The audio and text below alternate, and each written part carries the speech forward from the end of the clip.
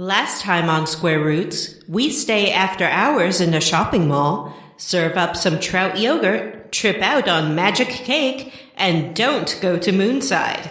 Because in Moonside, no means yes. Moonside.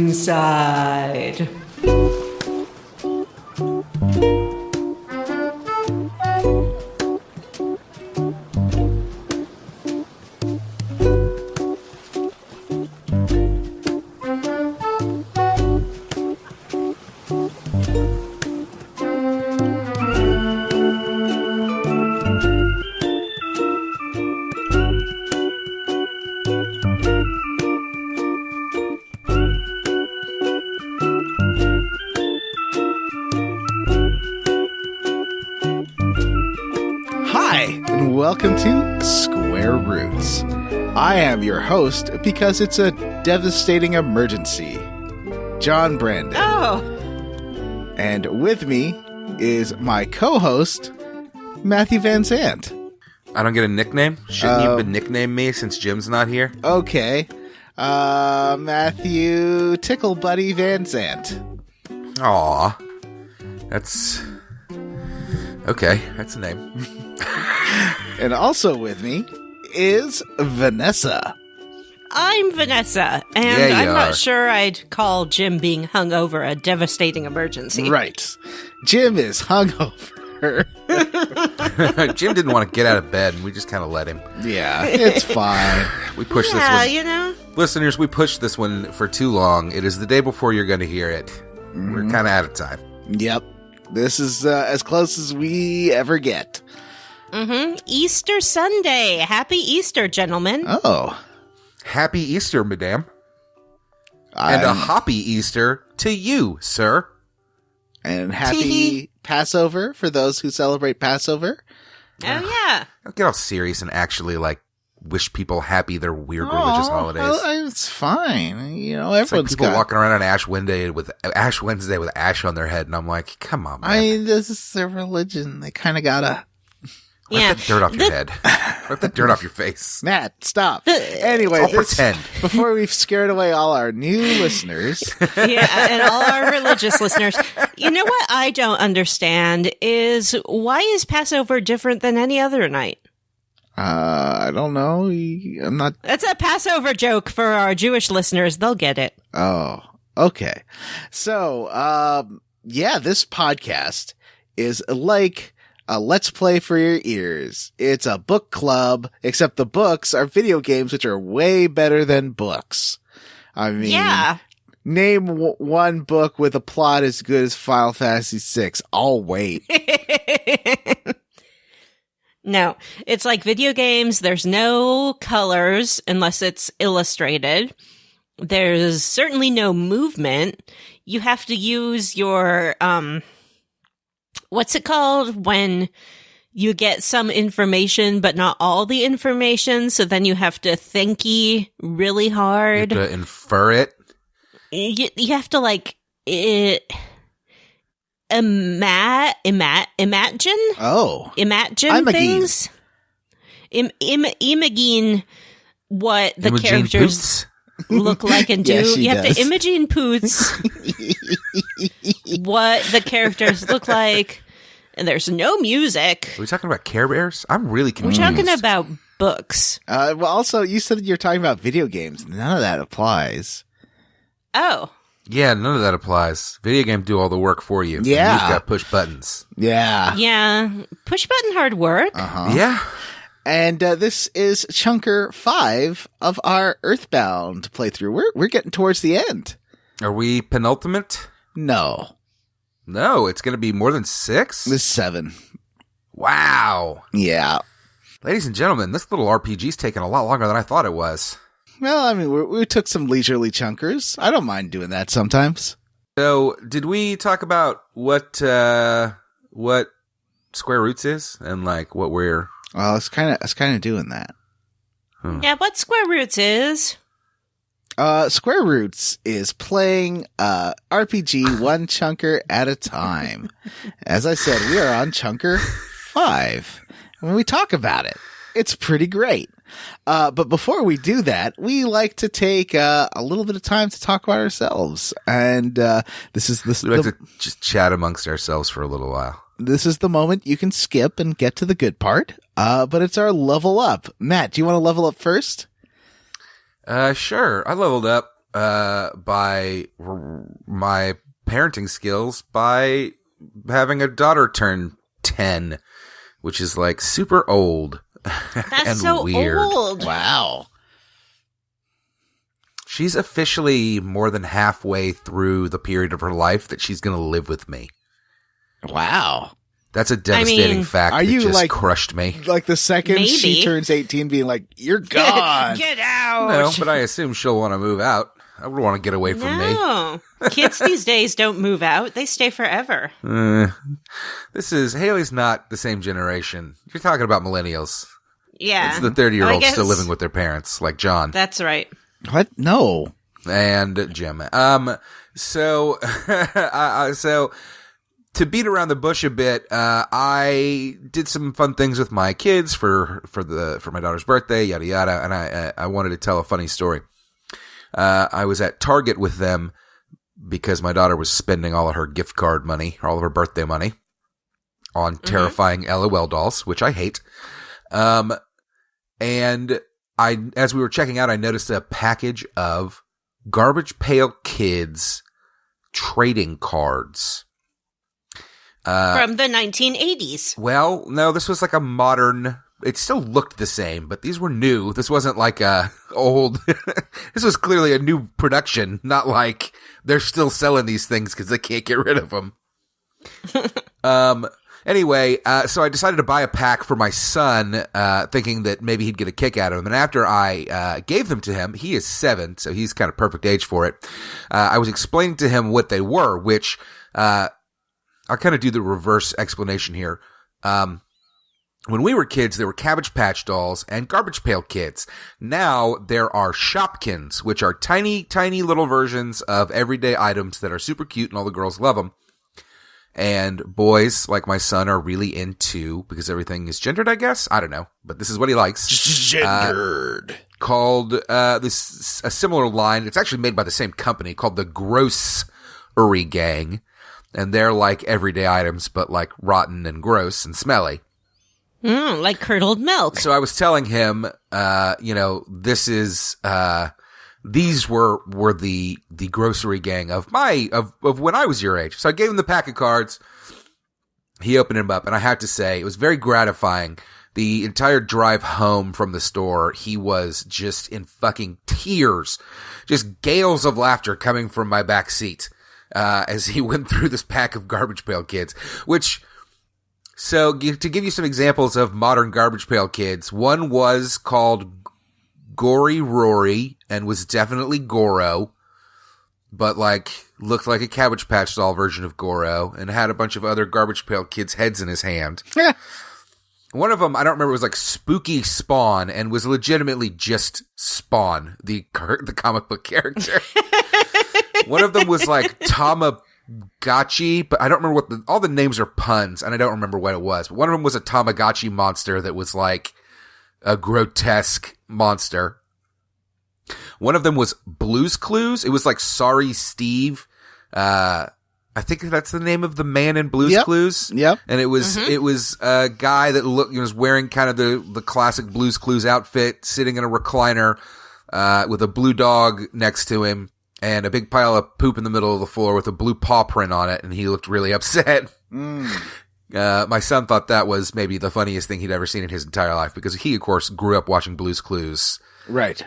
For several years. I love how much women sexualized Steve from Blue's Clues. I just find... What? Did you read my diary? He is like one of the most... harassed by adult women fans actors. Yeah, because he's the perfect man. That's weird. He opens your mail. He Is that why he opens your left mail. the show?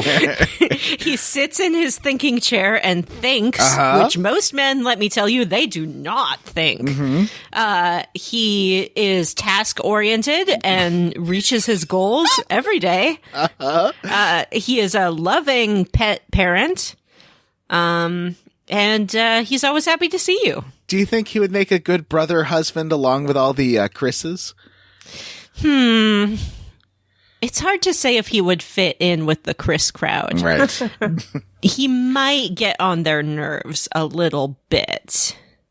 But then again, you always need a comedic relief, like a Paul Rudd in there or something like that. So, maybe. And in answer to your question, Matt, he left the show because he was balding. Well, that's offensive. What? I mean, it's true, though. That's what he says. He said he was balding, and he was either going to have to wear a wig or realize that he was aging out of the role. And he chose to leave. Well, that's good. My kids didn't care when he got replaced, so I don't think they even noticed for a while. And yet, anyway, so in that's 10 how years, I leveled up. Garbage Pail Kids. I thought it was pretty entertaining. It's going to be like a Joel versus Mike thing. And people be like, Yeah. no, Blue's Clues was way better when Steve was on it. Just lost the soul. Anyway, It lost Vanessa, the Joel. how did you level up? Oh, Matt, I got called out. Whoa. Did y'all see this article Oh, in the Hard Times?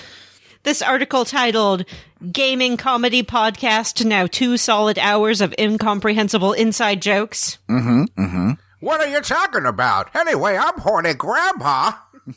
And it goes on to describe a gaming podcast Ooh, yeah. hosted by somewhere I would between do 2 to 8 men anything and 1 for woman. loaf. I mean, is that sounding Okay. familiar? How many gaming podcasts have women on it? And then it goes on to talk about a segment called, all the ones I listen to, and I listen to like 4. quote unquote, Haley Huff, a reoccurring segment in which the female co-host ridicules the male hosts for their inability to keep a single train of thought going for more than 2 minutes, and ends with the female host singing the Huff song. I mean, do you ridicule us for not being able to keep a single thought? I don't feel like this that's is one of your pet Vanessa's peeves with huffing us. song. I wish that you would move it along. I hate it when you can't keep your thought. That's not what the podcast ought to be. I'm huffing. This was an excuse It's for Vanessa to write and sing a Vanessa's Huff song. Great job, Well, Vanessa. thanks. Excellent work. Yeah. That's a beautiful song. Yeah, that was right off the top of my head, too. Improvisation singing. That's my specialty. Today... It really is. You're very good well, at it. thank you so I don't know much. how you do it. I've done it since I was a little kid. Did they talk about how the host just Fascinating. has this recurring bit of trying to flirt with all the virtual burly men? No, it left that part out, which I thought was unusual. But, Okay. it really, it brought to home for me how I see our podcast as very special and unique because I do it with my special friends for our special listeners. But I guess we're just a run-of-the-mill grist for the podcast iTunes kind of thing going on over here. So, it changed my world perspective. That's a bummer. It is a bummer. That's a level down. What else did I do? Now, I shouldn't make this joke. Did the article mention that one of the hosts was a John? You know what I mean. Oh, I thought you were going to say functional alcoholic. No, I was going to say homosexual because that's what sets us apart. It's We got true. a gay, okay? And not just any gay, a bear. I know. Grr. He's really special. We got Uh-huh. a girl. We got a gay. Me and Jim, we're the basic ones. Well, Jim is tall, And I'm and grumpy. you're grumpy. Mm-hmm. I watched a movie called Betting on Zero. Aquaman. Betting on Zero on Netflix. It is a documentary about the Herbalife MLM scandal. Ooh, And multi-level marketing. That's right.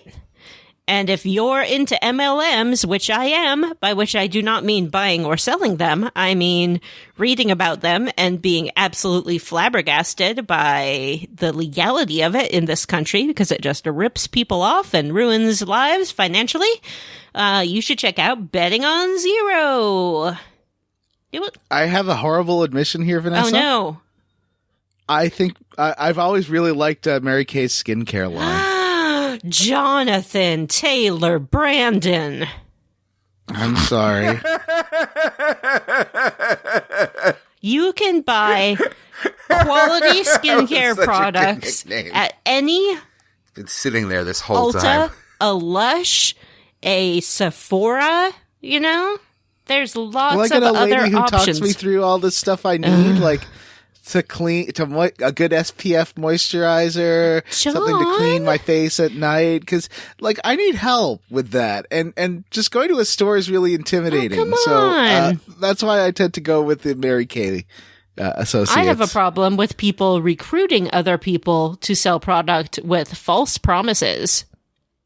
Because really, that's the trouble with the MLM model. It's not about what they're selling. It's that their actual money is generated by recruiting other people, not by selling the product to consumers. Oh, yeah, I have a problem with and that, too. That's what's illegal, actually. You have to, as an MLM, you have to have your revenue, the majority of it at least, or your major business model portion coming from product sales. And the ones that get in trouble are ones where they show, no, 80% of the money in this company is made by recruiting other people, not by selling to consumers. But, there was a push in this country to make it illegal, and it was stopped by the close ties of the Amway family with the Republican Party. Right. And now Betsy DeVos, who married into the Amway family, is the Secretary of Education. Oh, wow. Fun facts about MLMs. John. Is that when the two men or women get in the octagonal ring and punch each other until one of them, I think, bleeds or dies, maybe? I think you're doing your kink wrong there, Matthew. That's the one where it's the best kind of threesome. A man, a lady, and a man. The Eiffel Tower? The Eiffel Tower. Oh, speaking of which, shout out to the Notre Dame Cathedral. That really impacted me this week. I was really, really sad to see it burning, and so happy that they saved as much of it as they did. It was a good week to stay off of Twitter, because there's a lot of takes. I don't have any takes about it, except that it's a beautiful example of human achievement and architecture, and should be preserved. And if you are interested in saving churches, there's some other ones in Louisiana that got burned down that absolutely. maybe you could try helping too. I mean, yeah, the financial element of it is something we probably don't need to get into here, but yes. Yeah. But it is a beautiful piece of architecture. In Montreal, this is really dumb. There is a 2/3 replica of the Notre Dame Cathedral. What? A little Notre Dame? Yeah, it's a little baby Notre Dame, but it's it's a 2/3 replica of it in Montreal. But you can go inside it? Yep, it's a real church. Like, that place is huge, yeah. So it's still a big I know, cathedral. I was going to say, it's like, even at 2/3, it's probably still pretty impressive. It's still pretty big, yeah. But it's kind of a weird thing that people did, like, I think about 150 years ago in Montreal. That's fascinating. I have never been to Montreal, and I would like to go, because I like You should. baked French pastries. They have those. And I like art and architecture. Mm-hmm. And I like Canadians. Oh. Well, the French Canadians are a little gruffer than you might be that's used what I've to. heard. But They're like, oh, but we hate you. Like, they have a really good sense of humor. It's just a different kind. It's not, they aren't like, they actually had to stop doing Walmart greeters in Quebec because everyone hated them. Oh. Because people are like, why are you talking to me? Shut up. And then they also closed Walmarts in Quebec because they unionized. Oh. Which is against the law, but that's a whole other thing. Anyway, are you done with your level up? I am. Are you ready for your level up? I am. Oh, please go ahead. All right. So first things first. I finished the season 2 of Star Trek Discovery. Oh, I think the last couple of episodes are very, very good. And I wanted to talk to you about Spock's mom. Winona Ryder. No. Oh. No. It's Mia Kushner. Oh. Isn't it? Well, it's Winona Ryder in the films. Oh, you're right. Yes, but it's Mia Kushner in the TV show. I see. Which brings us to kind of a cross between a regular Level Up and a Level Up Classic. Oh. What? Because if you go to the L Word, do you know the show The L Word, Vanessa? Yeah, it's about lesbians. If you go to episode 204, Lost Weekend, you bring that up on your streaming device or however people watch it, you can see for about 3 frames me dancing shirtless next to Mia Kushner. What? Spock's mom. That's amazing. So, obviously, any listener wants to take a screen grab of that. I don't have the episode, so I can't do that. It was very poorly lit, so they didn't really use the scene that they shot. I thought so at the time. I was like, this is really dark. How is this going to show up? I just started working in film, so I wasn't an expert, but going back now, it's like, yeah, they crazy underexposed this. And, so that's why they didn't use any of the material. But yeah, I danced next to her for an hour. Ooh, did your dancing feet get tired? Of course not. I am a party machine. How did you end up in this scene, John? Well, they wanted to film a bear bar scene, so they invited anyone from the BC Bear group, to go. And I got paid as an extra. I kind of regret this. It didn't make it into the cut, but I showingly made out with my boyfriend at the time who was there. And in a very similar way to the beginning of Sense8. Oh. And it's like, you know what? I don't like doing that. I don't like showing off. Yeah. But they didn't use it, so it's fine. It sounds like it was mostly a good bear time that happened to also be a filming set. Well, it was a filming set, so we had to do the same things over and over again. Oh, I bet you really minded that. Honestly, I would not recommend making out with your boyfriend fakely 20 times in a row. It gets a bit weird by the end. I'm sure the bears at the beginning of Sense8 had to do that 100 times, and we're like, oh, this sucks by the end. Yeah. I don't know if you've seen Sense8. It's a weird show. But I want to finish it. I've only seen the first 5 episodes. Also, I finished a game that wasn't for Square Roots for the first time in over a year. Oh, what game did you finish? Watch Dogs 2. Oh, yeah, you've been talking about that a little bit. It took me 35 hours, apparently. I finished the main family quest line of Assassin's Creed Odyssey, and it took me 101 hours. Games are too long, Vanessa. That's insane. And I'm not even done with the 2 other main quest lines. Oh, boy. Too long. But Watch Dogs 2 was fun, and I started playing a little bit of Assassin's Creed Syndicate. Also, I think Unity's still free right now if you want to download that off of Uplay on PC. But Syndicate is cool. You get to play as a boy or a girl. And I'm playing as the girl because who wants to play as a dumb boy? Yeah. And it's pretty neat. I like that most of the time people seem totally okay with you murdering fools. But there's a guard next to this lady who was just doing her laundry, and I just came up to him and stabbed him in his kidneys, and he collapsed. And she just screams and runs away in a very realistic fashion, just screaming the whole time. Oh no. More games should be like that. Because if someone got murdered next to you, even if they were from a bad group of people, you'd still probably be freaked out. Yeah. In Odyssey, if you're seen killing someone, oftentimes just innocent bystanders will come after you with pitchforks or their fists and be like, how dare you, murderer? Also, I saw someone get hit by a car on Monday. No. That was weird. Oh no. Well, I think they're going to be okay. I called 911 and then like the operator was telling me to talk to the other person there and tell them what to do. And I think they just need stitches to their face, but there's a lot of blood. Oh, that's very scary. Yeah, it was. Dialing a smartphone when you're nervous is really hard. Yeah.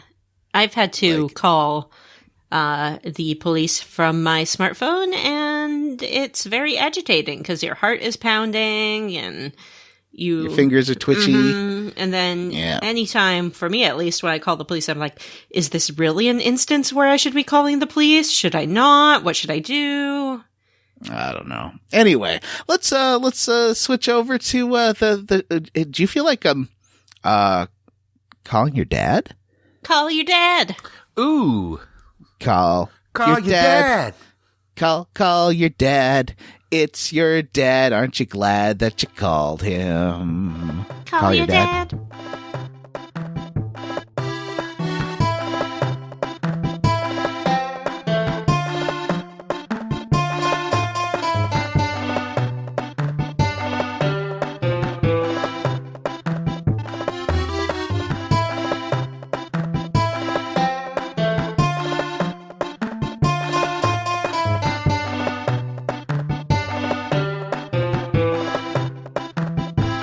All right. Well, I guess I'm going to be leading this Call Your Dad log.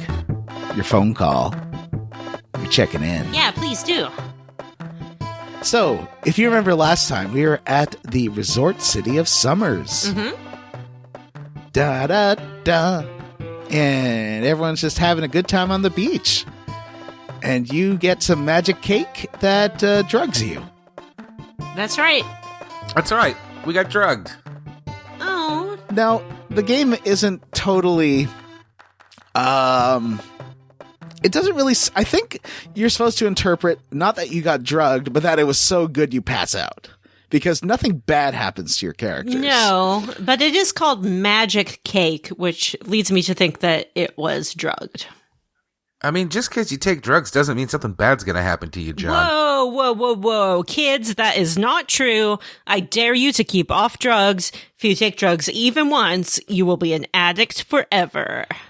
Whoa. Addict forever. What was that? That addict insane? That was that line from that Prodigy song, right? Psychosomatic addict insane. Oh, is it? Remember that? I never understood what they were saying. Psychosomatic I'm about 100 addict years old, insane. so. I thought it was psychosomatic AZT. Which song was that? Was that Smack Your Bitch Up? I don't... Was it Insane in the Membrane? No, that's like a different group. Oh. I remember the song that says that doing crystal meth will lift you up until you break. Oh. Doing crystal meth will lift you up until you break. It won't stop. I remember there was like a poet. It wasn't Larry Cohen. It was like one of the poet laureates that said, "Put away your crack before the crack puts you away." That is deep. You need to be there when your baby's old enough to relay. Oh. Relate? Relate? Yeah, it's relate. That makes more sense. Yeah. So don't delay. Act now. Supplies are running out. Now if you're still alive, 6 to 8. 6 to 8. It's arrive. Allow, right? I don't know. Allow before you? I can't remember. Anyway. So. Now you're poo. Now you're poo. Or as I call him, Matt. Wow. Hey. And in mind, John. Everyone loves Pooh because Pooh is strong. Pooh is handsome. Pooh is dedicated to his training. Pooh used to be, he's kind of an Iron Man. He used to be a bit more of a playboy. A Pooh boy. But now he's serious. Mm-hmm. He's a moo Except boy. that he's also like 13. He's not like an Iron Man. Well, they keep talking about him learning the ways of moo. Yeah, I don't know what moo is. I mean, it's like a martial art, I assume. Or like a Zen kind of thing. I think there's a song about it. Oh, there is? Yeah, it's Justified and Ancient. Do you remember the Ancients of Moo? I do not. They're justified and they're ancient and they drive an ice cream van. Ancient's a moo-moo. It's a real song. Anyway, Tammy Wynette did the vocals to it. But he is in this land called Dalam, which is like a hill in the sky, like right where the clouds are. There's a big palace, and his master's there, and his master's like, "You got to finish your training, buddy. Why don't you go up to the little peak over there and finish your training? You're almost done. Yeah, get a move on. And you're a prince. You're like, and you've got a top knot. This is a very sort of Chinese sort of metaphor or like type place. So like whenever Japan does China, they definitely do a very, I guess, stereotypical, I don't know, like this kind of dealy, where it's very warrior focused and has extremely historical sounding music. I think that, like the United States, Japan is a culture that likes to boil other cultures down to their bare stereotypical essence. And so you head out into this land of Dalam, and you get hit on by lots of girls. Oh yeah, they love you. Yeah, all the girls love Matt. Yeah. They're like, "Oh, Matt, why are you so serious? Come hang out with me." And you're like, "No, busy." That's pretty true to life. Yeah. Pretty accurate to life. I got a podcast to record. Sorry, girls. And I hop in my sports car and zoom away. There's some people meditating. There's a lot of that.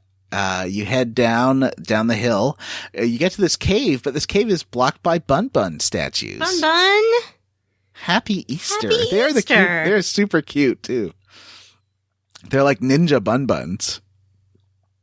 They're like bunny statues, and they're very adorable. And you head to this other peak, this like super narrow peak, and Star Master is there. I guess he's like your guru, and he says you got to climb to the top of it to finish your training. So you do, and as soon as you get there and you start meditating, a woman runs up. Sort of on the peak next to your peak, and is like, "You have to come to the castle right away. We're being attacked." Yeah, and I leapt to my feet, climbed down the rope, ran back to the castle, and my master was in there, and I walked in, and he sort of just stared me in the eye, and he's like, "I'm not going to say anything. Just go back to the mountain." I mean, technically this is a fail, but like as your driving instructor / master, I'm just gonna ignore this one. You gotta keep going. Let's just start over from the beginning. Remember what I said? Keep your mind blank. You have to give your whole self to your training. Ignore all your distractions. Check your mirrors. Both side mirrors before merging. Goodbye, Matthew. He's gone. Yeah. It's just us. As young just us. I want to be Zatanna. I want to play it on 3DS because you know that version's going to be amazing. Such a good port, I'm sure. Oh boy, I'm very excited about us playing Young Justice in... When was that going to be? August? Yeah, like maybe August. August. Stay tuned it's for Matt. that. Hi, Matt. So hey. you go back to my tablet. You go back to the peak and start over. And this time when the lady comes, what do you do, Vanessa? I stay in my meditation. I don't let her bother me. I just sit there and zen out. Women, right? Yeah. Oh, it's trying to ruin your meditation. And then suddenly a combat screen shows up. Well, isn't there another little bit where like your master comes and he's like, "Your training is over. Come back to the castle." Oh, maybe. I don't remember that part. Maybe I made it up. No. Well, let's go with it. That sounds good. Yeah, and Did you go off and run off and talk to him? No, I stayed where I was. And then suddenly, one of Pooh's ancestors shows up. It is a face, a ghostly face of a old relative. And he's like, well, look at you sitting there not moving. I guess it's okay if I take off your legs then, isn't it? Mm-hmm. And I was like, oh, sure thing. I'm not using them. I'm just sitting here not moving. And then he's like, are you going to complain if I take off your arms then? No, I'm not using them. I'm just going to sit here meditating. Well, what about if I take off your ears since you aren't listening to me? Well, I think that would really help me with my meditation, actually. It would be less distraction. I wouldn't hear this woman yelling at me anymore.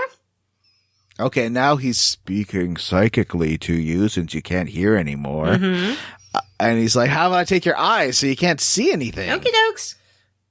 And when he takes your ears, the music goes silent. And when he takes your eyes, the screen goes black except for the text bar. Mm-hmm. And he's like, and finally, I'll take your mind. Is that cool with you? Yeah. And he does. Mm-hmm. And you've reached a state of nirvana. Hooray! Mm-hmm. Ain't nothing gonna Where it bother me no smells more. Don't have to walk like anywhere. Teen spirit. Don't have to handle anything. Mm-hmm. Just relax and enjoy. Dave Grohl is there for some reason. Yeah, he's like, hey, it's me, Dave. And that's cool. Mm-hmm. But then you wake up and you're done. You finished your training. Mm-hmm. For real this time. So you go back down, you go talk to your master. He's like, cool. You are a pro now. Mm-hmm. How about, you go to, Summers where a boy named Ness needs your help and you are fated to do it. Mm-hmm. Mm-hmm. I really like this sequence. I thought it was really clever. Yeah, it was really interesting and different.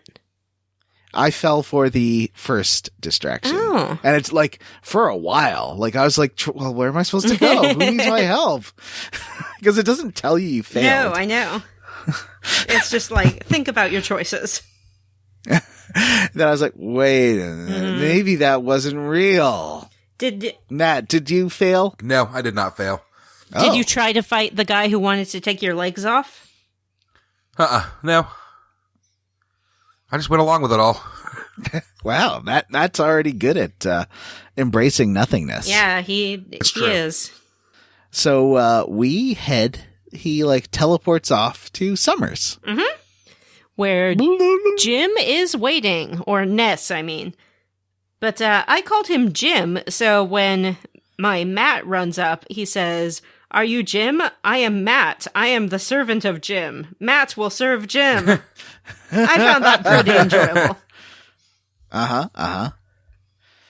Yeah, basically the first thing that happens is Pooh, you're back on the beach. Nothing bad's happened since you had that magic cake. Mm-hmm. It was just a pleasant trip. Mm-hmm. Pooh runs up to you and is like, "Yep, I'm your servant now. Let's go fight Gygus." Mm-hmm. And you do. And win the game. Yay! We won! Yay! But first, we got to do a whole bunch of stuff. Now, yeah, there's a whole bunch of bullshit here. Like, how much of this, I did all of this, how much of this was necessary? well, you have to get all the sanctuary locations in order to progress. But I actually skipped the two sanctuaries first and went straight to Scaraba. Oh. But then I was like, oh, I think there's stuff I needed to do, so I went back. Yeah, I went and did the sewers, and I went and did the pyramid. I do everything. I'm good. Pink cloud. And the pink cloud. Yeah. So the first thing you need to do is, since you got this tiny ruby in Pooh's inventory, and you head to the museum, and this guy wants to buy it off you. Yeah. And in return, he's going to let you into the secret back room of Summers' museum. Summers's. So you go back there, and there's mummies. Yeah, they were kind of tough, too. Living mummies. Especially since Pooh is like level 10. Yeah. for a master, I thought he would be a lot tougher. He also doesn't have, like, weapons. No, and he or armor at this point. Doesn't seem to have, like, any that he can equip that I've come across either. Well, you should have found one in the Pink Cave. I didn't go to the Pink Cave, John. Oh, no. Oh, no. Oh, no. I didn't know I was supposed to. Well, you can. You can still go back and do it. Yeah. You have time. I'll do it. Don't worry about it. Yeah. So the first thing you do is you fight these mummies, and you find some hieroglyphs about going to the pyramid south of Scaraba. And you take, I guess you like do one of those things where you put some paper against the hieroglyphs and like rub a pencil or a crayon. Yeah. To make a copy of them. Because it tells you have to do a certain dance to impress the Sphinx. That's right. And I messed up and didn't go to the museum first.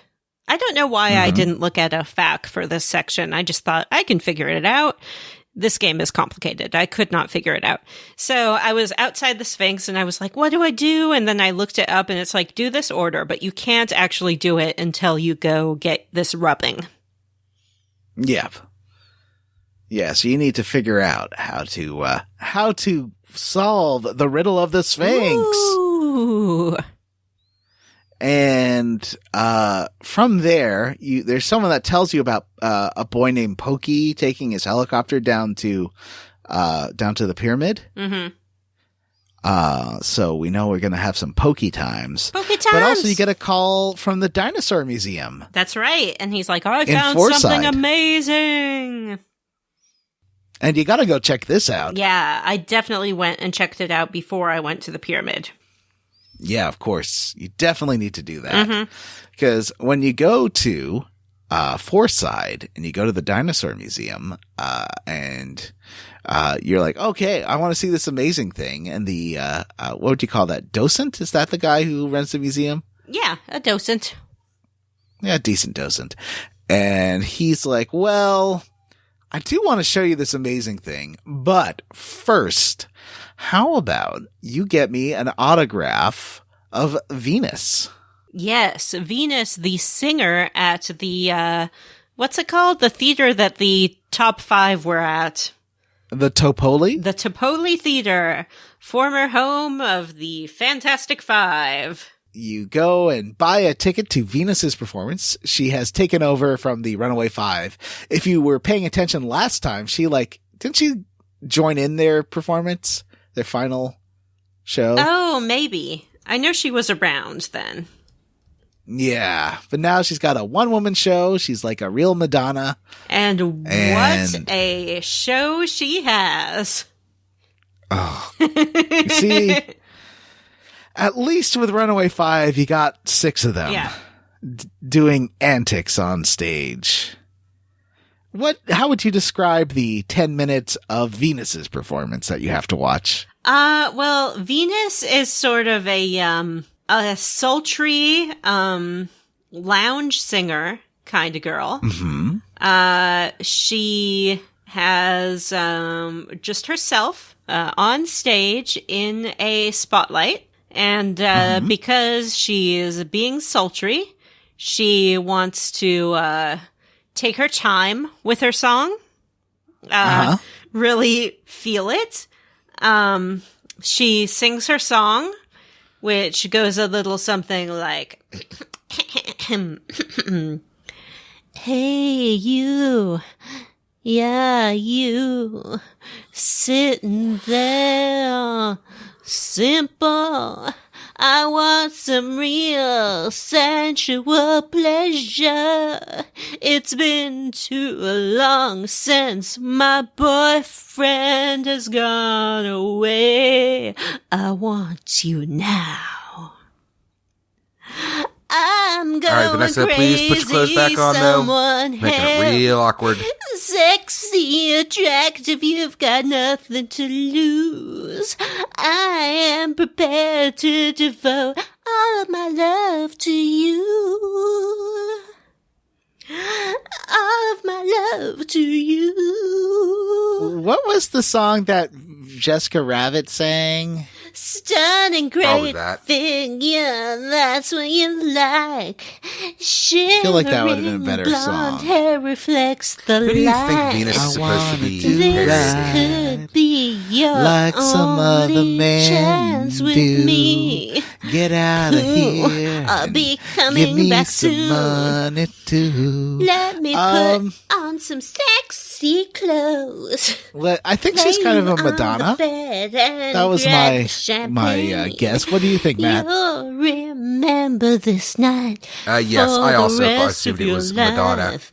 Oh, Jeff. I thought the Oh, music thank was mildly you, entertaining Jeff. for about a minute, you know, and then it kept going on and on and on until I couldn't take it anymore. And it's really funny because it's happening again. Yeah, then once the lyrics stop, she has about 10 more minutes of show, which is just her sprite walking slowly across the stage in one direction, and then slowly in another direction, and then a devoted fan. You see him first walking through the audience, and then Yep. suddenly he leaps on stage, and she sort of skitters to the side of the stage, and two bodyguards come out of the darkness and take him away. And then, undeterred, like the professional she is, she continues to walk across the stage, and then Sparkling. and then she heads towards the upper part of the stage, upstage, as we call it in the business, and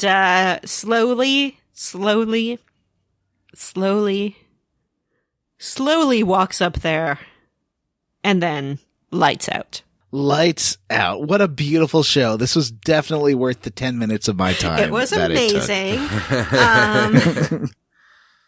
I do think it's worth pointing out that despite my brilliant lyrical and melodic rendition of that, there is no voice acting in this game. So you're just reading the No. lyrics. It's pretty boring. And the only interesting I've got moment. fast forward capabilities, so no. I was able to zip through it at least. No. I listened to it for about 30 seconds, and then I was like, enough. I got enough. I've heard enough. At least it's not like Desert Bus where it requires you to like make inputs or anything. But you go talk to her afterwards and she's like, "Oh, an autograph. Sure. I've got this banana peel. Yeah. How about I autograph that?" And And while that seems like an unusual medium to put an autograph on, the guy seems fine. He's fine yeah, with it. she also gives you a little something extra. Oh, She gives you a smack. but you're a child. Well, maybe they meant that she hits you.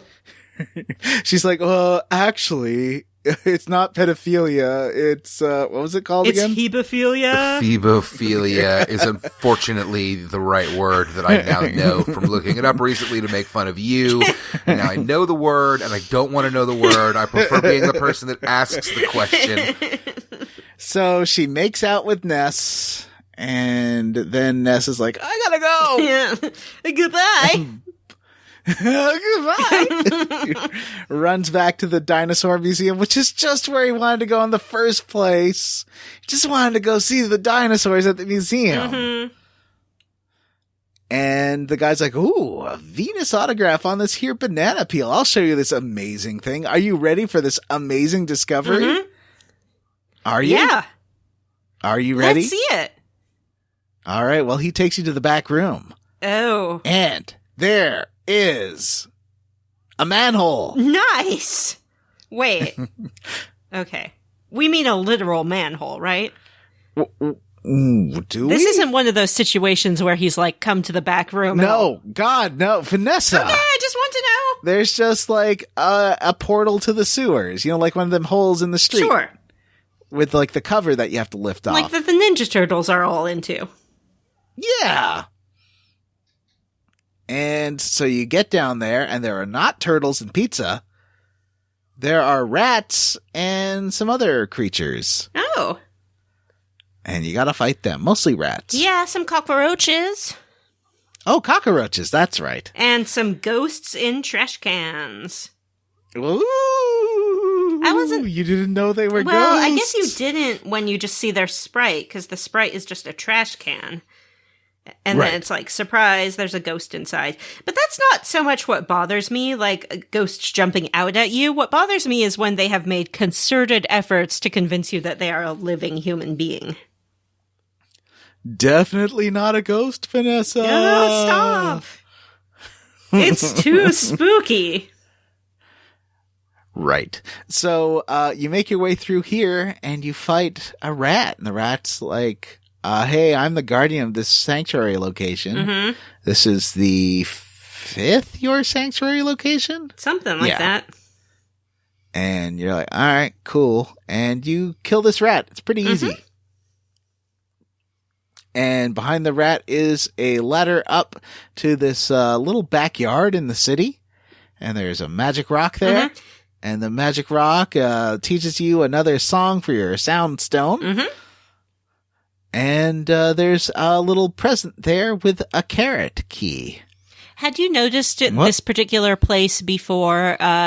You can sort of go around behind the fence and there's a kid like leaning up against it and trying to figure out what's going on back there. I think I missed this. There are also some people who imply that the kid is a peeping Tom. Oh, but he's not. He just wants to like get into this your sanctuary Yeah, location. he's just interested. Now with this carrot key, you can give that to your rabbit friends. What rabbit friends? I don't have any rabbit friends. Remember the ninja rabbits in Dalam? Oh, the ones who were blocking the cave. Yeah. And what do rabbits like, Vanessa? Easter eggs?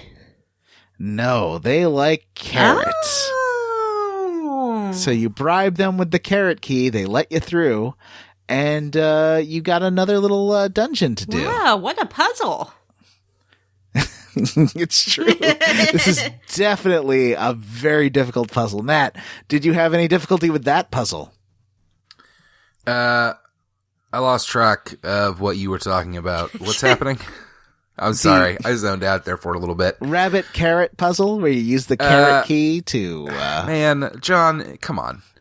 Of course I figured it out the minute I got the key because I had already read about it in the fact that I was following. Oh, well, that makes sense. At this point, I'm treating the game more of like a tour of a classic video game where I don't really have to play that hard. So it's kind of nice. Most games should have just this is my big idea. I think that some games have done this in the past. When they re-release these games on like the Nintendo Virtual Store or whatever, they should legit just have like an easy mode option that just lets you play through without actually like fighting a bunch of stuff or losing ever. It's more like a virtual tour through all these weird ideas that somebody had. I have to go hunt down fights because I want to see what the enemies in the areas are going to look like. I think it's called... Like I have to chase them down because they run away from me. Story mode is what it's called. Yeah, like a story and mode. I love story Matt. mode.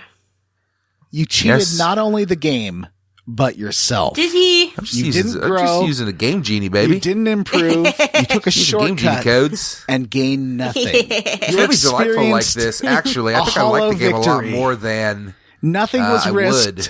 and nothing was gained.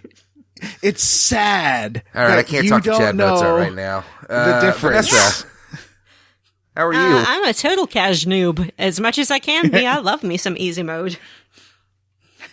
It's super fun, and I like the enemies are neat, right? There's a bunch of fun enemies in this area. This, Which area is this again that we're in? I forgot. We're in the Pink Cloud Cave. which I did not go to, Oh. but this chonker Oh, you overall, I would say, is my most favorite of any chonker we've played perhaps ever, but we'll get to that Really? part. It seems pretty boring so far. It is, so far. So yeah, this dungeon is like full of spirits and stuff, and you get through it. Lightning enemies. These lightning enemies. So if you have the Franklin badge, obviously that would be a good time to equip it. It also is useful for the Kraken. So The Kraken, aka the giant piranha plant that live in the sea. And you fight the boss of this, which is Thunder and what was it called? Thunder. What was it? Thunder and Storm. Thunder and Storm. And Storm. They looked like a old DC villain or something. I really liked them. Yeah, they got like this sort of classical comic, and they're like twisted up in each other, sort of spirits, and they're fun. They're attacking you with lightning attacks that, once again, bounce the heck off your Franklin badge. Vanessa's Psy-Freeze attack is pretty handy around here. That's true. That's always a good... Yeah, I think with those bosses in particular, doesn't it like just stun them completely? Yeah. So they just don't do anything, which is interesting that you can do that to bosses, but I like it. So then you get onto the pink cloud. So this is Dalam, so it's sort of peaks that touch the clouds, and you walk off onto a cloud, and it teaches you another song. This is your sixth Your Sanctuary location. I can see the Sanctuary locations and like the reward being like a fun like music working in like a different game, but do you guys think it works in this game? No, the music's music never sucks. particularly great. Yeah. And the scenery looks nice for a minute, but it's like it's not that impressive. But I could see this if it had really good music and was like really pretty, being like, wow, this was neat. This was worth getting to. There's a but game it never that came feels out like it. 2 years later that kind of had a similar idea. It's called What's that? The Legend of Zelda: Ocarina of Time, where each like zone has a little tune that you can learn on your ocarina. Mm-hmm. That's an excellent point, John. Yeah, that's what I'm thinking of. Like, this definitely is a decent concept. Yeah. But it doesn't quite work in this game. I don't mind it so much because with my superpowers, I get through these dungeons in about 5 minutes. And it's just kind of a quick diversion. Anyway, back to this game. So, now that the pink cloud sanctuary has been discovered, we can head to the pyramid. Pyramid! Have we done any pyramids before other than Waxworks? I'm trying to think. I think this might be like the second pyramid we've done, which is weird because every game seems to have pyramids, but not the ones we've done. What the fuck are you talking about? Every game seems to have pyramids. Like, it's just a very common... Name 10! Okay, let's see. Spellcaster for the Sega Master System. We didn't play that. Let's see, what else? There's gotta be a lot of... It seems like lots of games have pyramid levels. 10 is hard. Listeners, can you name 10 games that take place in a pyramid? Because apparently I can't. Yes. There is the one that we played for Spooky Roots that was really bad about being in a wax museum. That had a pyramid. Quiet Man. Uh-huh. What about Laura Craft? Oh, I'm sure there's some Lori pyramid. Craft Pyramid. I know that Wonder Boy 3. What? I want to play a Wonder Boy. There's a pyramid level. Love those games. Yeah, me too. Anyway, so we head to the pyramid, and one thing I really liked about this was the enemies at first look like hieroglyphs on the wall, but then run out and attack you. It was kind of cool. But before you get inside the pyramid, you have to solve wait a minute here. A puzzle. Hold up. I got something to say. I've got something to say. Did we talk about how we get to Dalam? No, we should probably, or not, not Dalam, Scaraba. Scaraba. Yeah, let's talk about that. Yeah. We go in a little boat, the end. Oh, well, the boat captain's like, thank you for finally convincing my wife to shut up about metaphysics. Yeah, and his capitalism. wife is the cake woman. You got her making cakes again. I feel like this is against the philosophy of square roots to make a woman shut up about politics and philosophy and go back to making cakes. Oh, is it? Because I can count on 2 hands the number of times you guys have told me to shut up about politics and philosophy and go back to making you cakes. Actually, I would love a cake. I feel like it's a little different though because that seems to be her job. So I do understand a husband being like, hey, but you got to go back to work too, because I can't pay all these bills. My ferry business is just not making ends meet. Yeah. We need 2 incomes. There's a kraken that he keeps getting attacked by. So yeah, he's got a tough time making ends meet as a tour guide with a kraken out there killing people. Yeah, people are and all his wife worked is up more about interested this in hanging kraken. out at the club talking politics. Mm-hmm. I think another way to look at this is that he, like, instead of telling, it's almost like a pro-feminist thing, right? He didn't tell her to, like, get in the kitchen and make him a cake. He said, like, get back to work, woman, and make some money.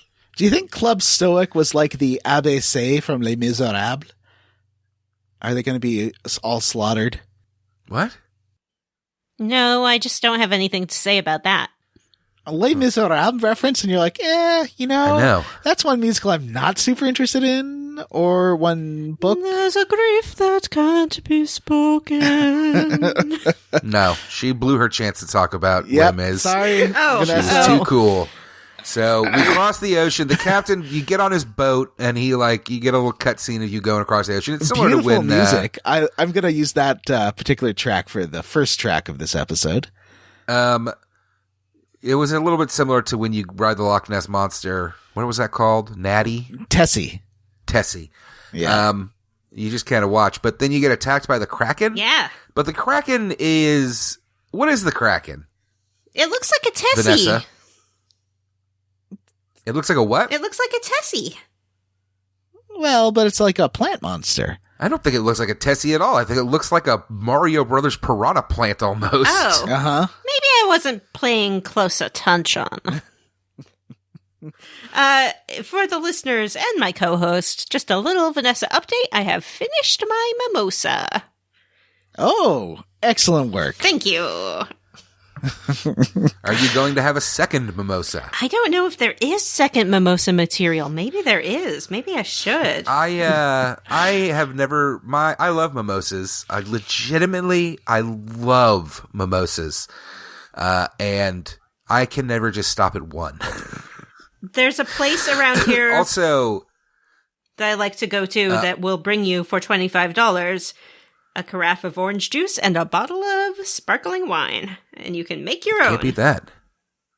I like to get a little bit of like a raspberry liqueur and put it in to make kind of a raspberry A little tart. mimosa, and it Ooh. is just a touch. That sounds Not a ton, nice. just a touch, and yeah, it is to die for. God, I want a mimosa now. It actually used to be, it's a little kind of bumming me out because it used to be like a tradition for the families. We'd go to my in-laws' house for Easter and do the Easter egg hunt out there, and they'd have mimosas for us, and we'd all hang out and drink all afternoon. So instead, I'll sit alone in my bedroom today and play video games. So I've sort of talked about the Thanks for weird bringing it up, Vanessa. You're welcome. art style for the bosses before. Mhm. And how sometimes they look a little crudely drawn, but I think the Kraken might be the crudeliest drawn boss in EarthBound. Yes. It looks like I drew it. It's a real disappointment. I mean, I don't know how else you phrase it. It is a real bummer. It is this snaky monster with a big webby tail. It's got some flames lazily coming out of it. It's got a little bit of a mohawk. And, yeah, it's got some blood all over its mouth and fangs. Yeah, I could not even remember what it looked like, so I guess it was a disappointment. Go Google it real fast, because it is, I think, in terms of ridiculous boss design, it's really up there. The rat was pretty bad, too. Mm-hmm. Yeah, I don't know. The plague rat, I like the plague rat. I thought it was cute. But this one is particularly not great. But I mean, it's fun. There's definitely a style that it looks like children drew it. Was it Matt or Vanessa that had the idea that this whole thing is pretended in their imagination? It was That was Vanessa. me. Yeah, because this looks like a monster that Oh. a child would draw. It does look like the Mario thing, and then it has a little bit of fire coming out of its mouth. Uh-huh. And it Well, see, I thought it has- was like a tongue when I saw it on screen, but yeah, I guess you're right. I guess it is like It fire. has sort of a flat tail. Oh, here's a drawing someone has done of it, that it is fat and chubbo, And it is on a website called Fur Affinity. Is it eating something? Like, the boat is next to it, and it certainly looks as if the boat could be swallowed whole by this monster. I don't see that drawing. I think I might have safe search on. There's one with unsafe about there's it. one with Ness. There's one with Ness like holding on, like rubbing up the cheeks of the monster. What? That seems I'm a little uncomfortable with that one. Yeah, I see both of those. Oh. The Chobo one is kind of cute and fun. Mm-hmm. There's a little graphic there with the boat ramming Oh, into it. gosh. It just says bump. Oh, there's a cosplay version. Oh, okay. Hey, is this us convincing the listeners that we're not just like that Hard Times article by spending a few minutes literally Google image searching something and talking about the results that we found? That's a good point. Maybe we should move on.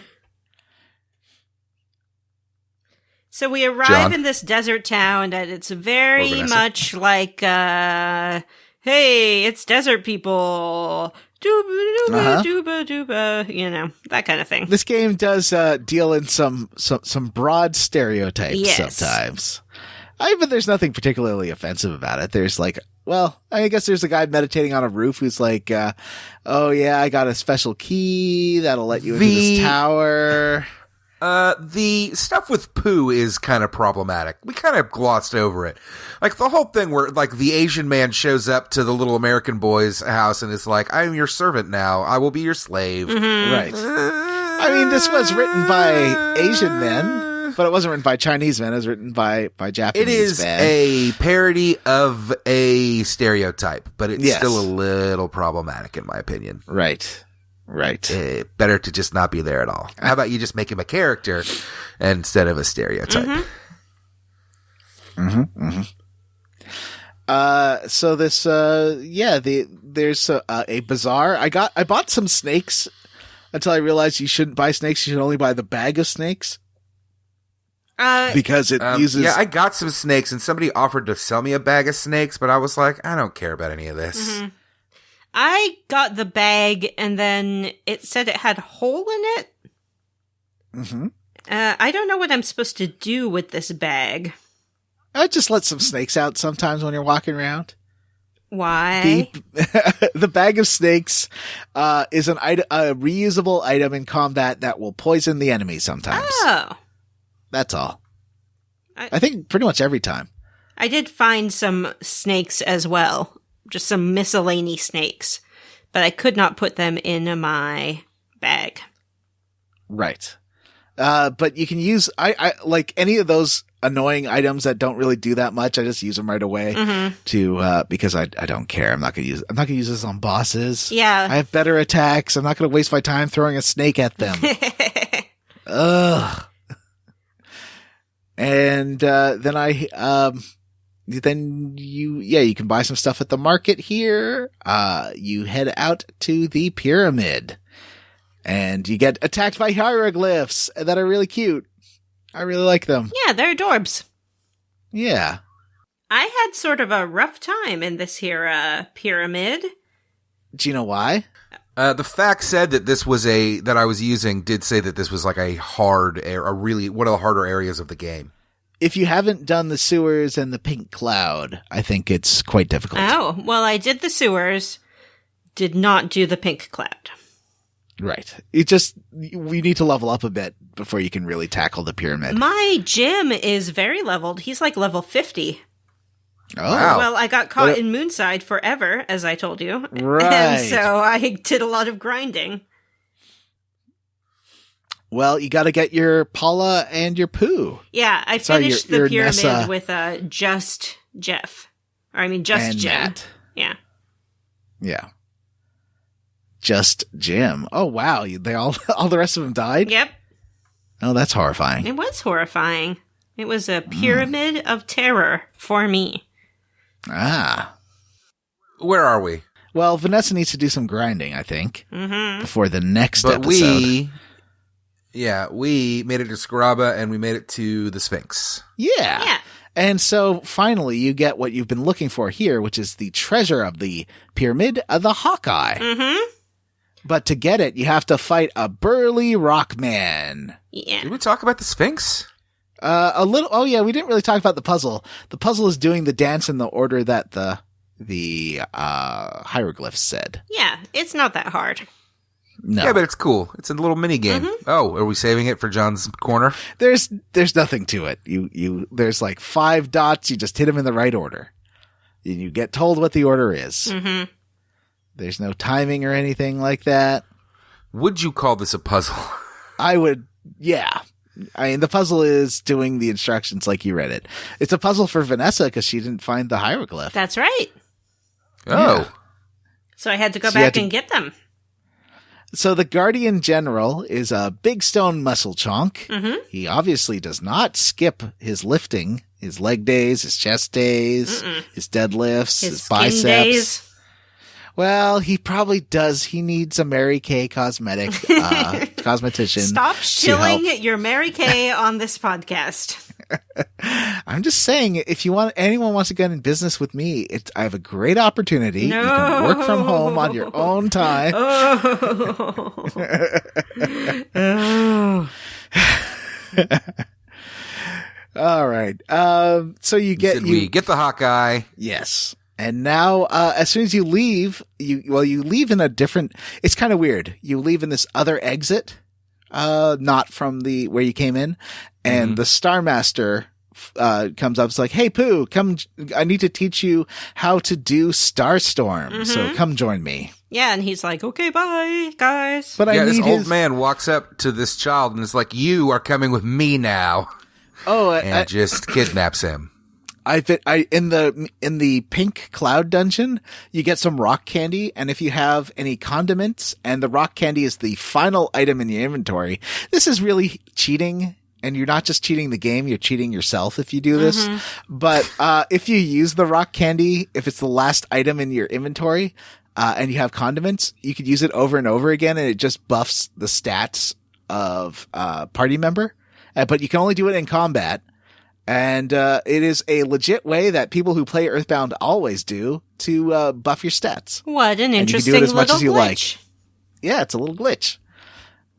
So there's you get a couple of rock candies throughout the game, and that's how you do it.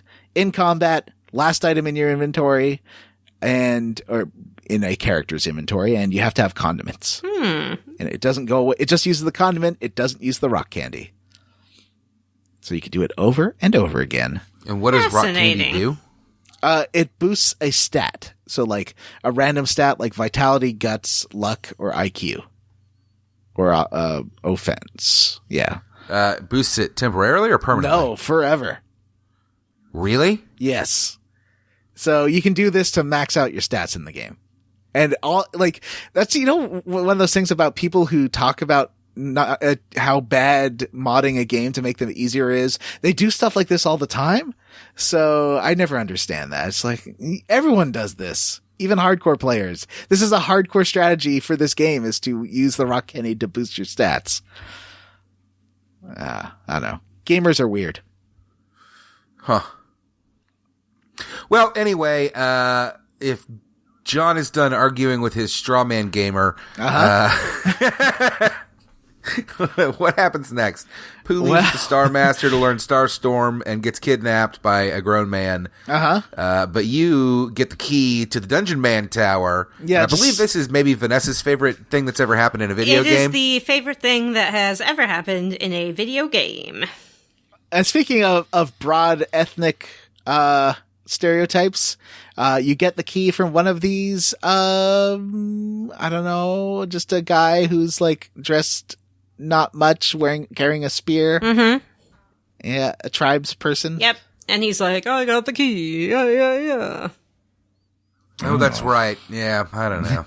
Anyway, so Vanessa, where do you go with this key? You go to the north, where there is what they have referred to as a tower, and then you see that it's actually sort of a giant statue of a figure. And at the base of it, there's a little rolling door, and you use the key on the door and walk in, and lo and behold, you are in a dungeon full of signs, clearly made by your old pal, Brick Road. Brick Road. I love him. Yeah. Yeah, he made that dungeon for us. That's right. He has stepped up his game. So you go inside. There is a telephone to call your dad. There's a bench that you can have a nap on for free. And there is a full hospital. Oh, well, that's nice. Yeah, This is a nice dungeon. This is a lot like Brick Road. You go through, there are lots of little signs. Some of them are encouraging. They talk about how you can find like good presents and things like that. The bosses are not particularly hard. I did like that like, there's a really easy to get present, and the side next to it's like, sometimes there's, chests in a dungeon that are just in your path, and those usually aren't very good. Yeah. And this one, I think, just had like a cookie. Yeah, so it sort of explains dungeon philosophy to you. There's one like present that was sort of down through a little harder to get place, and it's like harder to get chests tend to have better items. It's really like celebrating dungeon design. There's one sign at about the midway point that says, "Now you're at my belly button," and I'm like, oh, that's funny. They're talking about like the statue. You go to the top level that has, or I guess second to top, it has like a zoo of monsters. So I love this one. It has, The zoo is the best. What are they? There's a pen. It's like they're pens of like, one of them's goats. yeah, slimes, They're called like gruff goats. ducks. There's slimes. Oh yeah, ducks, the angry that's ducks. right. The angry mad ducks. Yep. Yeah. There's sort of a puzzle with 4 ropes, and only one of the ropes will lead you up to where you can move forward. The other lead to interesting signs. Yeah, the signs are like, well, you chose poorly, but, going the wrong direction helps you learn. And This is such an encouraging dungeon. I wish great. all dungeons were like this. it's really nice. And then you get to the tippy top, and there's like a face carved into the wall, and you read the sign, and the sign says, "This is my face. Feel free to talk to me." And I'm like, oh, okay. Well, What? I mean, I figure it's just like a microphone in the face or something like that, or you just talk to it. No. So you speak to this face, and the face comes to life and says, "Hello, it's me, Brick Road. Remember when I told you about my dream to become Dungeon Man? Well, my dream has come true, and now I am a literal Dungeon Man." But does that mean we've been crawling inside him this whole time? This whole sequence has been vor. Oh, wow. He says that Dr. Andonuts made him into a dungeon, and now Dr. Andonuts to me is like a horror character. Yes, Dr. Andonuts, who is Jeff's father, who, when he saw him, was like, oh, it's been about 10 years, huh? Okay. You did Jeff notice lucky he has, escaped without getting turned into a fucking monster. He's taken one of the cavemen that lives around to become his slave. Dr. Andanut seems to have some ethical issues. Yeah. Although Dungeon Man's super happy, Dungeon right? Man is delighted. Dungeon Man's ultimate kink has come to pass. He's got all the adventurers inside him going through his dungeon one by one, encouraging them with happy signs that explain what's happening. So Dungeon Man tells you that he'll come with you now, and you have to fall down the exit hole. Oh no. So you have to fall through a bunch of holes in Dungeon Man until he poops you out. And then the whole tower gets up and follows you around the map. And destroys any enemies you might happen to come across. Yes. So, Vanessa, this is a great time for you to level up and get, to where you need to. Oh, except Pooh's not there. Yeah. I guess you need him back in the party. I mean, I thought that this was absolutely delightful. I loved having Dungeon Man in my party, walking around, just enjoying life. I was happy that he is mobile and not just like a dungeon slave, in one stop or place. But he does run into a little trouble because he cannot squeeze himself past some palm trees. So he doesn't come with us what very a disaster this is to him. Yeah. He is very dramatic. He's like, oh no, well, I guess I live here forever now. And it's like, no, you can just back up. Like, he's not very good at being a dungeon yet, Vanessa. no, it's true. It's new to him. Yeah. Fortunately, just past these trees, someone's like, oh, hey, if you want to get to the deep darkness, which I guess we do, you need a submarine. Yep. But we don't How are have we gonna one. get one of those? Well, we go and talk to our pal Dungeon Man, and he's like, oh yeah, there's a submarine inside me. I have a whole collection of old vehicles in there. Yup. So you head back inside, have to do all the Dungeon Man cave again, get to the tippity top, and instead of taking the exit hole, you take the goodbye hole, which leads to his car collection. He's a real Jay Leno. I think he has a broken helicopter, a bicycle, he has a broken taxi cab with no engine. He's got the flying machine that I think Jeff used. Somebody used at one point. Pokey stole it, I think. Wasn't that it? Was it Pokey? The one who stole it from the top of the Monotoli Tower? No, it's not the helicopter. It's like a spaceship. Oh, yeah, Jeff used that. I guess he does know Dr. Andonuts. Yeah. I'm worried now. So, there happens to be a yellow submarine. But the color is just a coincidence. Yes. The color is just a coincidence. There is no legal infringement whatsoever. Dungeon Man says very clearly, the color is just a coincidence. And we board this submarine to adventure. Hooray! And I guess we'll find out what happens in the deep darkness next time on Square Roots. We did it! We did it. Dungeon Man is your boyfriend. He's become everything he's ever wanted to be, which is a dungeon you can travel in and sleep in with a fully functioning hospital. Bullshit minigame corner. I mean, that Sphinx, I guess, but it's just you do the combo and the numbers. Yeah, it's so mini, it's barely worth mentioning. Next time on Square Roots, we are going to play until you get to the Magicant. Or to Magicant. I guess it's just a place. Get to Magicant. That's right. Magicant.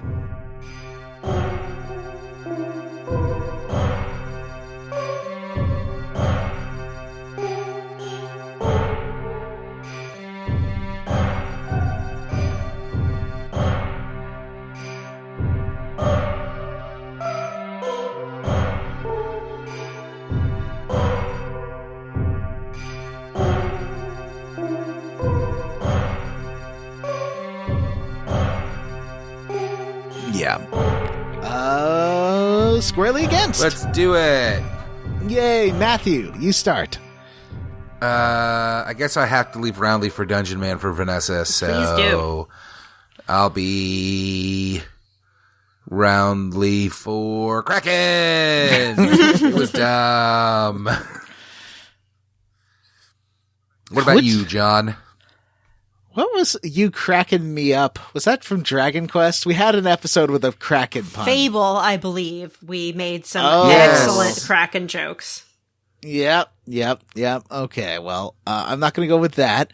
That's a little too easy. I'm roundly for everyone wake up on the beach just fine after being drugged. Yeah, that was great. That's nice. I was worried we'd be kidnapped again and put somewhere, but no. Just had a nice time on the beach. What are you roundly for or squarely against, Vanessa? I am roundly for Dungeon Man. I loved this so much. I think I sent you guys a picture of my smiling face Yes. when I realized that Dungeon Man was a Dungeon Man and that he was now in our party and walking around with us. I was so delighted. I laughed and laughed out loud. Really enjoyed that choice. Good job, game designers. It surprised me. It delighted me. Despite the foreshadowing, I never saw it coming. Dungeon Man, you're the tops. Right about now, you're right next to my belly button. Oh, Dungeon Man, that's upsetting. It's what he wanted to be. That's true. He's just always been a Dungeon Man, and that's great. Yeah. Good job, Dungeon Man. Good job, Good job, Dungeon Man. All right, so finally, we have a letter. Oh. Fan theory.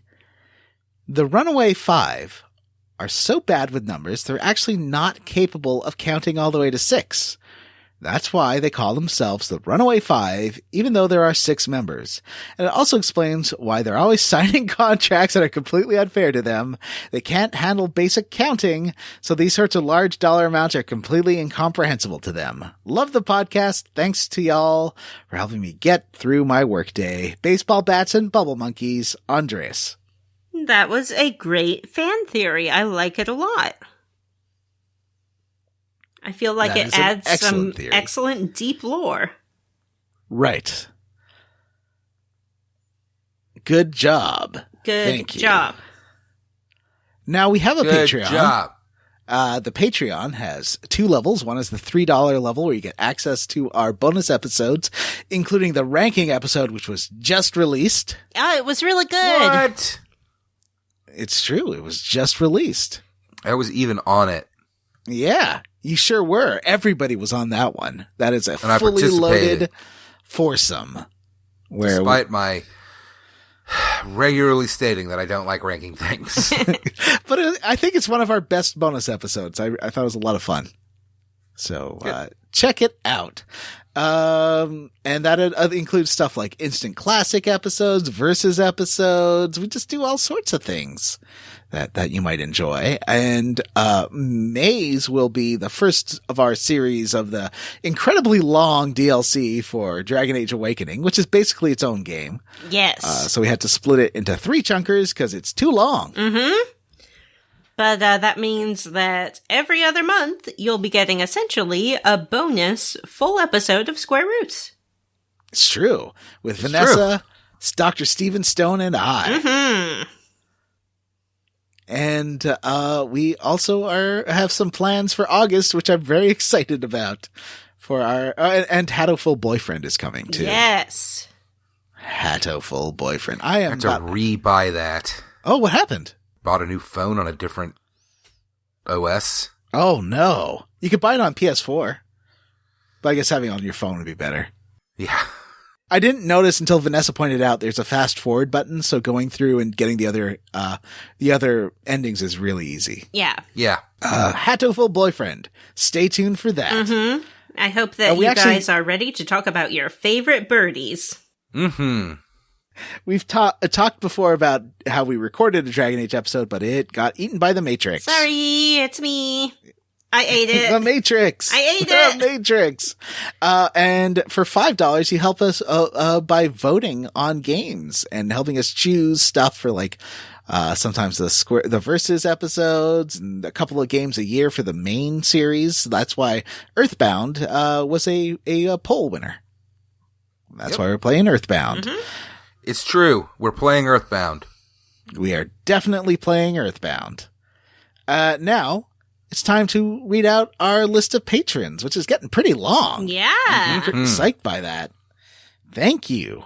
So who wants to read Jim's? I'll do it. You do. Vanessa does. I'll do it. Yay.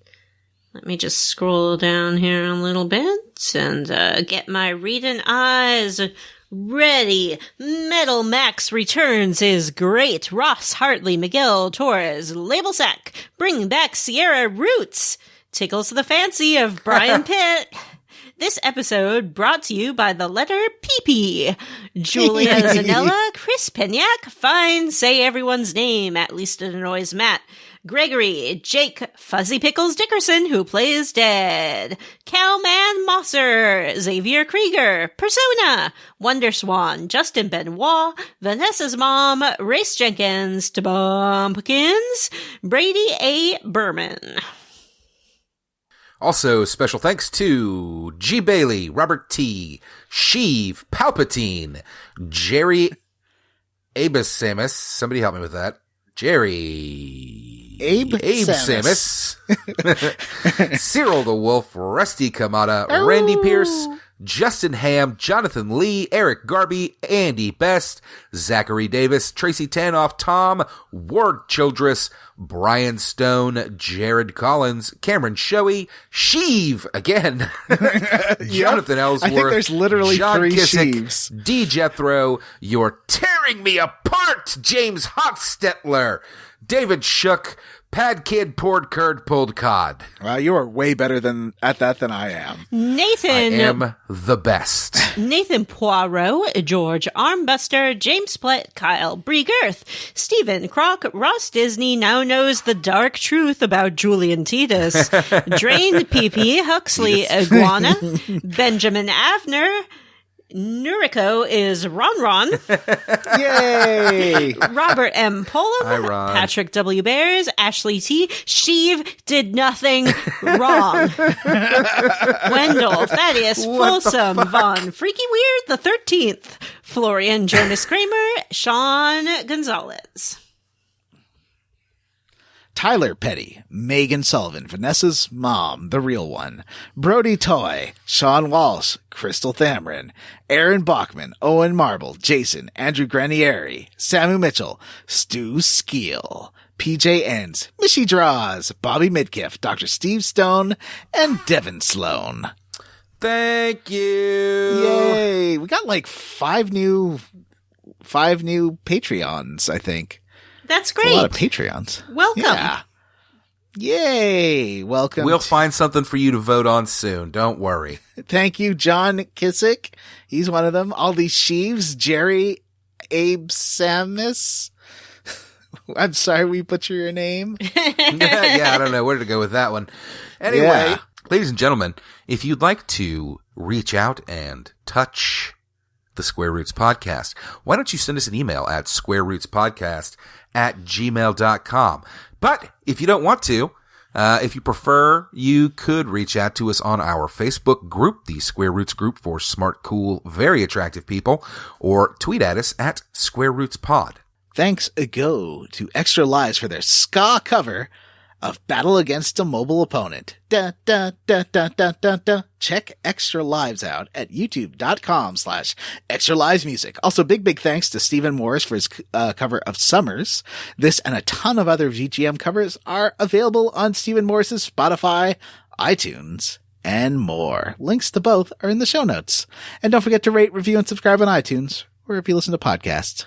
I feel like this is the first time one of our covers is somebody that's on Spotify. Maybe. I don't know. I don't think we've ever referred to looking for somebody on their Spotify before. Well, I'm glad we're moving up in the world. Although I think we've had some, I'm pretty sure Sapphire was on Spotify, but I don't think she asked us to promote it, but Steve did. So. Yeah. Yeah. I get it. Yeah. Anyway, please rate, review, and subscribe on iTunes or Google Play or wherever you download your podcast. Spread the word, ladies and gentlemen. We need more listeners. We need more patrons. We need more of your love. We just need we more. just need you. But we have to have more. I'm go fine. out. I mean, I'm pretty happy where we are, but pay for a billboard, make your mom listen to it. We don't care what you do. But, spread the word. Continuous growth is unsustainable, Matthew. Yeah, what are we, an MLM? Oh, wow. I'm just joking. Hey, maybe we should be. John, terrible at this.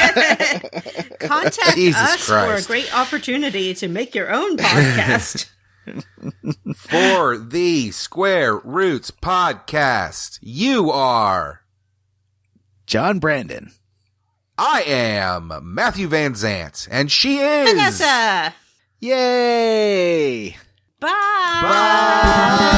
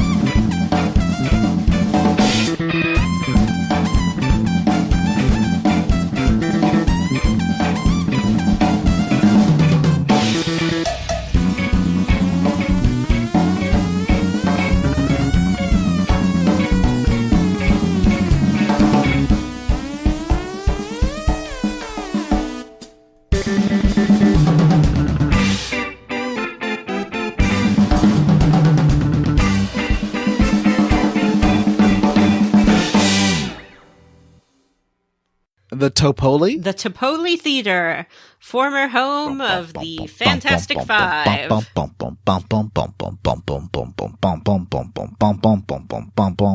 Goddess on a mountain top, burning like a silver flame, a summit of beauty and love. And Venus was her name. Wow! She's got it. Yeah, baby, yeah, she's baby, she's got it. Beep, beep, beep, boop, beep, boop, beep, boop, beep, boop. I'm your Venus. I'm your fire. What's your desire? Your desire. That was our little musical interlude. I thought we did a great job, and I'm kind of bummed that Matt didn't join in. I know. Is he a summit of beauty and love? Venus was his name. Ow! He's got it. Bum, bum, Yeah, bum, bum, bum. baby, Yeah, baby, he's Matt's got it. got it. That's your Venus. Matt's your fire. What's Matt's desire? What's your desire? Well, Matt's, he's not here for this lovely song. No. So, speaking of lovely songs, Zooby Zooby Zoo. Yeah. Zooby Zooby Zoo. Yeah. Zooby Zooby Zoo. Zooby Zoo. Zooby Zoo. Yeah. Zooby Zooby Zoo. Yeah. Zooby Zooby Zoo. Yeah. Zooby Zooby Zoo. Yeah. Zooby Zooby Zoo. Zooby Zoo. Zooby Zoo. Yeah. A Zooby Zooby Zoo. Yeah. Dun dun dun dun. Yay!